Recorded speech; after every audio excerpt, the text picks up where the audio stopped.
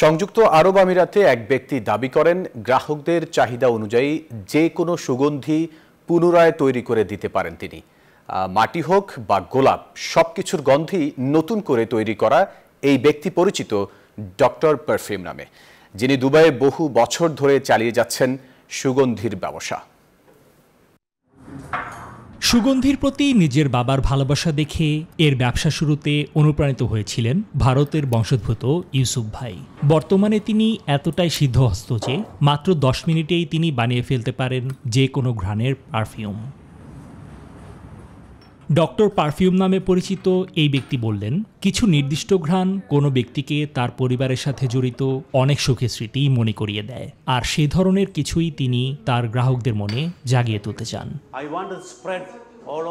যখন আমরা গ্রাহক পাই, তাদের হাতে বা কোথাও যখন তাদের চাহিদা অনুযায়ী গন্ধের সুগন্ধি বা স্প্রে করে দেই, হাসি ফুটে ওঠে তাদের ঠোঁটে।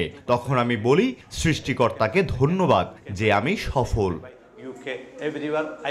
মোহাম্মদ ফিরাজ নামের এক ব্যক্তি নিজের জন্মভূমির মাটি নিয়ে পারফিউম বানাতে ইউসুফ ভাইয়ের দোকানে ঢুকেছিলেন। বের হয়ে জানালেন নিজের অনুভূতি। একই গন্ধ পাবো তা আশা করেছিলাম না। সবকিছু নিখুঁত হয়নি, তবে প্রায় 95% একই। তাই যখনই আমি এটির গন্ধ পাচ্ছি, এটি আমার জন্মভূমির স্মৃতি মনে করিয়ে দেয়। দুটো জিনিসের সংমিশ্রণে তারা যে পারফিউম তৈরি করছে সেটা দেখে আমি মুগ্ধ। নিজের ব্যবসার প্রসার ঘটিয়ে সারা বিশ্বেই নিজের সুগন্ধি বিক্রি করার স্বপ্ন দেখেন ইউসুফ। নিবির আমিন, নিউজ 24।